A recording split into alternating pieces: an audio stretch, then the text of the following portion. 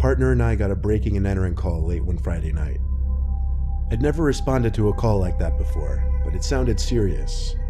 A young woman was home alone and heard footsteps downstairs, but when she was on the 911 call, the call was cut before she could give her location in the house. We arrived to the home and entered through the front door, which was left unlocked, which later proved to be how the break-in occurred.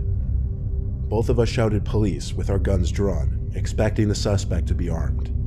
We called out for Anna, that was the homeowner's name. Anna never called back to us. We knew she must have been scared and didn't want to give away her position to the intruder. We checked the whole first floor, which was small and quick. There didn't appear to be a basement. A door shutting upstairs drew my partner and I's attention. I led the way upstairs. All the doors had been shut, so I couldn't really tell which door I had just heard. I told my partner to check that one while I checked this one. I turned the doorknob and kicked the door open, immediately lifting my gun into the air. It was a dark, empty room. I heard breathing in this room, though. It sounded like a woman's breathing. I looked at the closet door, which was slid slightly open, and I saw half a face, mostly someone's eye, peeking through the opening. Resting assured it was Anna, I lowered my gun and said, "Anna, it's okay, you can come out." But she didn't, and the breathing quieted. Then my partner in the next room over called, "Jason, I found her." My feeling in that room suddenly went from at ease to ready to throw up. I raised my gun again and yelled, "Come out of the closet." They did not obey, so I called my partner into the room. He turned on the light and we opened the closet together to see this disheveled, drugged-out woman holding one of Anna's kitchen knives. With 2 guns pointed at her, she dropped the knife and we brought her into the precinct. Thank God I was stationed in a safer area of town the next year, and I haven't gotten any breaking and entering calls since then. As a state trooper for 15 years, I've experienced my share of close calls and uncomfortable situations. This happened over a decade ago when I was still relatively new to the job. I was on night patrol on an interstate about 2:30 a.m. I usually had my car parked near a bush to hide myself from view from oncoming speeding cars, but at this hour I didn't really try to hide too much. I was moving my car and pulled into a gas station that sat on the side of the interstate. It was closed, not because it was late, but rather it was temporarily out of service. I noticed 2 cars parked in the lot next to each other. There was nothing immediately suspicious about this, but I kept my eye out just because strange things happen at this hour. I parked my car in a way that I could watch the interstate as well as these 2 parked cars. I realized that I didn't see anyone in either of those cars though. Now this was quite suspicious. The station was closed and there were no workers here. I exited my car with my hands on my belt and approached the 2 cars. I tapped on the windows for the both of them. Nobody in either of them, as I suspected. I began to walk around the lot as the occasional car zipped down the interstate. I went up to the glass of the closed gas station and knocked on it. I turned around, dumbfounded. Whose cars were these? Just as I imagined they could be in the woods somewhere, I heard someone running from around the building and ask for my help. He was some young 20-something-year-old man, like me at the time.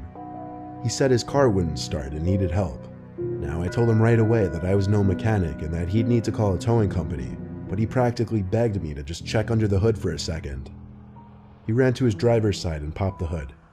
I looked under the hood with him, not really knowing what to look for because I wasn't much of a car guy at the time. I asked if his battery died, and when I looked at him, I took note that he was looking around very oddly. He replied, "I don't think so." I then looked at the car parked next to him. "Whose car is that?" I asked him. He said he didn't know. He simply parked there to see if there was a porta potty in the back or something. I was reading through this kid's bullshit. Something was up here. As I looked back at the guy from the 2 cars, I saw him looking back at something or someone. I turned and saw another guy approaching me with a knife in his hand. I unholstered my gun and aimed it at him. He dropped the knife and put his hands up. They both did. I immediately called for backup while keeping the 2 at gunpoint. I cuffed the one who was holding the knife and placed him in the back of my car, and then grabbed the second pair from my glove box and cuffed the second guy. When backup arrived, I went to the back of the gas station where the first guy had originally approached me from. What I found there still holds up to be the most disturbing thing I'd ever seen in all of my years as a trooper. The were 2 fresh, dead bodies wrapped in garbage bags, cut up in 2 pieces each to fit in the bags. Along with them was also a shovel sitting on the concrete by the woods. The 2 were planning on burying the bodies somewhere in the woods off the interstate, and it seemed they were in a hurry. These 2 were a couple of the dumbest people I had ever interacted with, being that out of anywhere in the state, they chose to bury 2 bodies off an interstate behind a gas station. Going to sleep at night knowing you almost had your throat slit by somebody on the job messes with you, and I didn't get much sleep for a while. I'm a rookie cop currently working the night shift. I'm just a normal patrol officer conducting traffic stops and responding to basic 911 calls. 2 nights in a row last week, I was called to the same house. Dispatch had called me to check out the house as someone had dialed 911 and hung up. The house was a couple miles from me, in my patrol zone. I arrived to the house quickly and turned up the dirt driveway through the trees onto the property. The house was dark, no lights on, no cars, nothing. I parked my squad car on the far right side of the property and went to the front door, taking note that all the windows were properly shut. I knocked on the door and no answer. The door was also locked. For my immediate guess, the place was abandoned, for years by the looks of it. I called to dispatch that the place was abandoned and nobody was there. Then I left. The next night I was working the same shift, and around a similar time, I got a call from dispatch that there was another 911 call from the same house. Only this time, someone could be heard crying on the other end before the call ended. I was asked to check out the house again. This time I was a little further away, but still the drive wasn't too bad. I pulled up the dirt driveway again onto the property, and again, no lights, no cars. I approached the front door again, and this time it was left cracked open. I knocked on the door while holding the doorknob to prevent the door from pushing open. No answer. I called to dispatch that I would be entering the house, which I was cleared to do since the crying over the line implied an urgent situation inside the house. I drew my gun and entered the house. I tried to find a light switch without luck. I had my gun in one hand and now my flashlight in the other. The house was mostly silent, besides the sound coming from behind a closed door. It was the basement door. I called to dispatch for backup in a whisper. The sound coming from down in that basement was a tone, like a dial tone of a phone. I started walking down the stairs as quietly as possible. I got to the bottom and followed the noise of the dial tone to an old, early 2000s style landline speakerphone. The phone was off the hook, and it was playing the dial tone on speakerphone. I put the phone on the hook to silence the noise, and it was almost as if it were planned to happen like this. As soon as the phone hit the hook, I heard a muzzled laughing type noise in a far corner of the basement. I turned around, and there was some guy standing opposite me in the basement, with his hand over his mouth, and he appeared to be laughing. But it wasn't this genuine laugh, it was more like a sickly, mentally unstable laugh. The guy was holding something in his other hand. I couldn't see what it was at first, but when he raised his hand up to his head, I realized he was holding a revolver. I aimed my gun at him and yelled to drop the weapon. He paused as he had his revolver to his head, apparently about to pull the trigger, so I shot him in the arm twice, causing him to drop the gun. He screamed in pain as I cuffed him and brought him upstairs. I requested a medical team at once. A second squad car pulled up, as did an ambulance a few minutes later. The scariest part about this for me was not that I had to shoot a man in the arm twice, but that I was mere seconds away from seeing a man spray his brains out onto the wall. My partner and I got a radio call of a welfare check, which is just a check on the welfare of a person. A woman's ex-boyfriend called because he received text from his ex stating that she wished it had never ended and that she could no longer go on without him. We get to the place, knock, pound, etc. No answer. We call the number the ex provided and get an answer and a hang-up, so we hear it from the outside window and know she's in there. We say we're going to break the door down if she doesn't answer. We hear some slurred mess of speech. Door unlocks but doesn't open. We open the door to find a young woman, wet, naked, pale as hell, and swaying in one spot, her hands bleeding. We call a rescue ambulance and she's off to the hospital. Now to the creepy part. None of the lights would turn on, so we conduct a safety search and find candles lit in the bedroom and bathroom. On the walls were Bible scriptures written in her blood and a tub of brown water, the water being mixed with old blood. I don't know how she survived because that water was dark. She had been sitting in it for approximately 3 to 4 hours. Before getting transferred to a different county, I used to work as a police officer in Burlington, New Jersey. Burlington is not a safe place. They say that crime there is 88% higher than the rest of Jersey. And having worked there for a year, I got to learn that firsthand. Now, there would be a lot of break-ins, robberies, assaults, and after a while you'd get used to those calls. Sometimes you'd get pretty strange, unsettling calls though. This was one of them. Most Burlington locals are familiar with the McNeil Mansion, a long abandoned mansion that sits right on the Delaware River.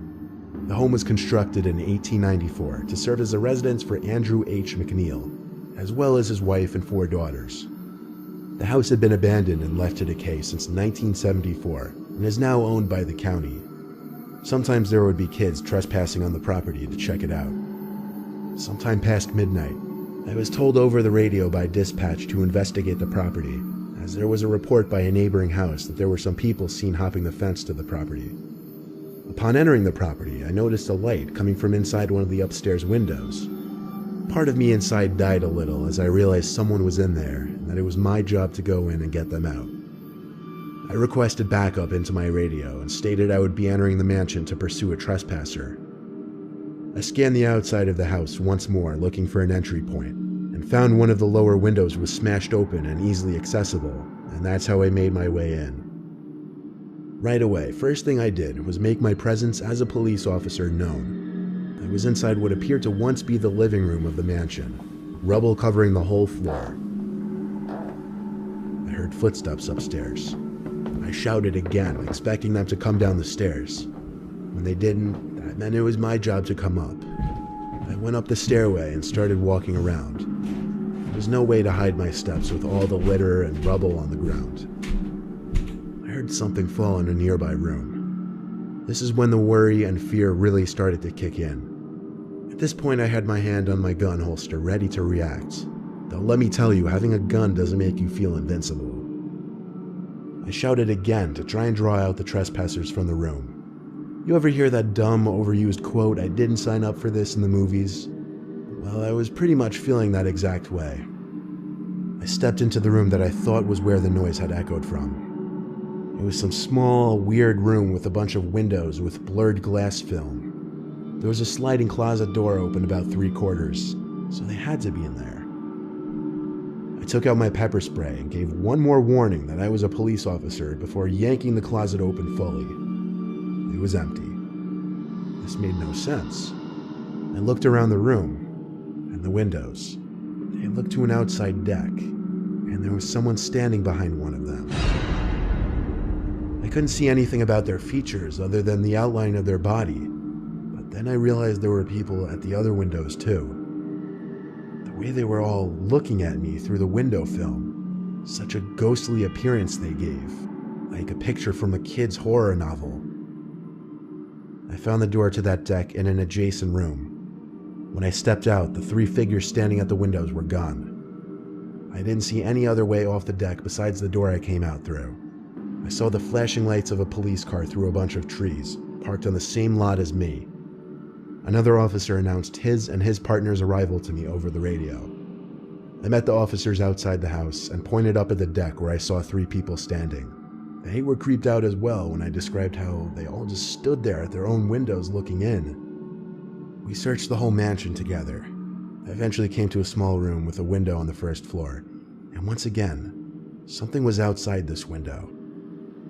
I had to step closer to figure out if it was a person's head or not. When I got too close, the object lowered below the window. I radioed the other officers to go outside with me. We looked around the whole property and didn't find anyone. We searched for another 10-15 minutes before closing up all the entrances to the house and moving on. The scariest part of this for me was definitely seeing 3 ghost-like silhouettes all standing at their own of the 3 windows to that deck, looking inside at me.